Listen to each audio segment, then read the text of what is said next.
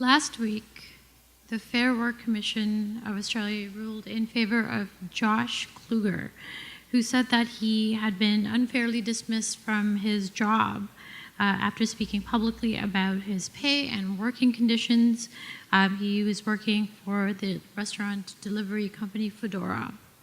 And one of his biggest offenses was creating an encrypted chat group that him and other workers were using to talk to each other about pay and work conditions. Last month, Uber's UK drivers staged their very first coordinated national strike. The 24-hour strike demanded an end to what it described as unfair deactivations of drivers, low mileage fares, and unfairly high commissions demanded of the drivers. This past summer, thousands of Amazon warehouse workers walked off the job in Germany, Spain, and Poland in taking action that coincided with Amazon's major sales promotion. Their demand?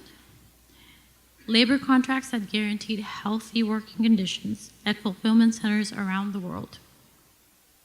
What's in common between these three events? Well, number one, they are all protests by workers of online labor platforms, these powerhouse matchmaking digital entities inserting convenience between currently existing products and services and you and I as consumers. Number two, they all pertain to a specific class of work that's called geographically sticky work. So you have to be located in a physical space in order to be performing this kind of work. And number three, and very important because we will come back to this, none of these examples are from North America. So why all this protest? Or shall we say disruption? You see, a strange thing happens when things become ubiquitous. When something is all around us, we tend to deem it benign. We start to think that it's normal, and we just absorb it into our lexicon and stop questioning it. The ubiquity of online labor platforms and their addictive convenience has done the same thing. It's romanticized this lore of disruption so much that it has managed to make an entire global workforce of workers disappear before our very eyes.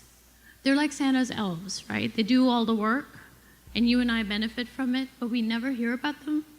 We have tech conferences that rival the budget of Academy Awards, but we never hear about these workers. So, online labor platforms have done a few things. They have reconfigured what it means to be a worker and how work is perceived and experienced. And in this reconfiguration, they have designed an unacceptable level of inequity. Consider the fact that platforms like ride-hailing app Uber or restaurant delivery apps like Foodora or Deliveroo don't actually employ their drivers or delivery people. They are instead brought in as contractors. So what, you say? You see, under most labor laws, independent contractors are not entitled to sick leave, to vacation, to workers' compensation if they get injured, which are by law guaranteed to other types of employees. By classifying their workers as contractors, it also means that these companies do not pay into Social Security, pension, most taxes, or pay any benefits to their workers. This has allowed online labor platforms to free themselves from the traditional employee-employer relationship. And that has allowed them to introduce a massive power asymmetry in communications. For the vast majority of these workers, their only contact with their employer is through an app. You sign up through an app, you interact with them through an app, you get paid through an app. All of this is fine until a worker does something, let's say, unsavory that the employer does not like. They are immediately kicked off the platform with no recourse. They have no way to reach anybody talk, clarify, renegotiate, and their work history is erased. So it's almost like they never existed, doing the jobs that they did for many years at a time. These platforms also purposely don't provide any way for these workers to connect with one another. So it is a very lonely existence as a worker. Consider that an automated algorithm manager enables these platforms to know at all times where a worker is. Literally, because you have bands that have a GPS monitor on you. They know exactly where you're turning, where you stopped, and if you are delivering exactly on the route that they prescribed to and not the shortcut that you knew. So there's a high level of surveillance, which nobody can convince me is not stressful as a worker. Consider also that more and more of these platforms pay their workers for each piece of work done and not by the hour, which seems really benign until you realize what I did last winter when I saw Amazon delivery people slip constantly on icy sidewalks and stairs, leave their cars running in the middle of a snowy street because the number of deliveries that were assigned to them had no time for them to park their cars safely or slow down. In Amazon's warehouses, there are reports of people urinating in jars because their shifts do not have breaks built into them because of the goals that are assigned. And these goals, if you don't complete them, not only are you docked pay, you're also penalized. So you have to work your way up. It is gamified, and you get to a certain point where you have the privilege of being able to select the shift that you work, rather than being assigned a shift that you have to show up for. Are you looking for an upside here? Because I am, right? But get this. When an algorithm guides your every step, there is no learning, there is no mastery, there's no getting better at the thing that you do, because it is literally telling you, turn left, go to shelf AB, pick up this thing. And what this does is called de-skilling. It actually has an effect on people that makes it more difficult for them to function outside of their jobs and compute things. It's like mental atrophy. So if you think about what these workers experience, it's a dangerous level of mental and physical stress in environments that are harsh and unforgiving.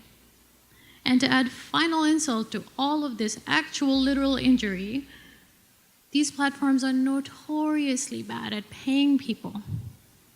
When the math is done about how much it costs to actually do this work, it is often way below minimum wage.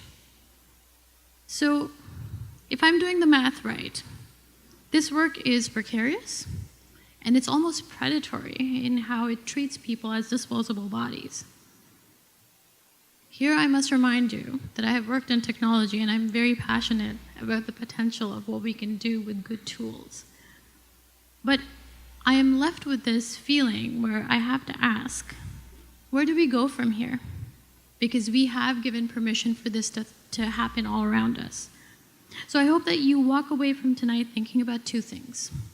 The first is that we have to remember that disruption is deeply, deeply political. Who gets to disrupt, who gets disrupted, and who gets handed the mess to clean up are all political choices that are being made in our names. Companies behind the biggest online platforms have managed to squeeze billions of dollars from cities across the world in tax breaks and straight-up payments to open up their warehouses and fulfillment centers. And they come in with this promise of jobs, jobs, jobs. It's just like political catnip for our elected officials. And we elect these people. So now that you know a little bit more about the workers who make up the majority of these jobs, I hope that you will stand up next time you hear that and ask what kind of jobs. And if they are not good jobs, I hope you will say no deal. The second thing that I hope you will think about is that we need class alliance and practice solidarity with workers organizing for decent work. which means that we need to demand safe, well-paying, responsive, dignified work for everybody. This means well-paid folks need to be backing working-class folks. That when we think about a typical tech worker, we are also imagining cafeteria workers, warehouse stocking people, domestic workers that also help us succeed in many ways. And here I'm going to share a little thing with you. This is for everybody, but especially folks who have the privilege of being born able-bodied, have white skin, are documented citizens, and have inherited even a little bit of generational wealth or security. We tend to overestimate the risk of speaking truth to power. And I say this because every day in my direct messages, in my private inbox, I have these private, frothy, outrage messages where people are pissed, but I don't see anything from them in the public realm where these things matter. Jay Pitter is a city builder and placemaker, and she says this thing that I'm trying to hold really close to myself as I learn about these things and try to human better. She says there would be less personal sacrifice if there was more collective courage. My name is Saadia Muzaffar. I am the co-founder of Tech Reset Canada, and I hope that you will join me in reclaiming disruption from this move fast and break things mythos back to punching up and building things mission. Thank you.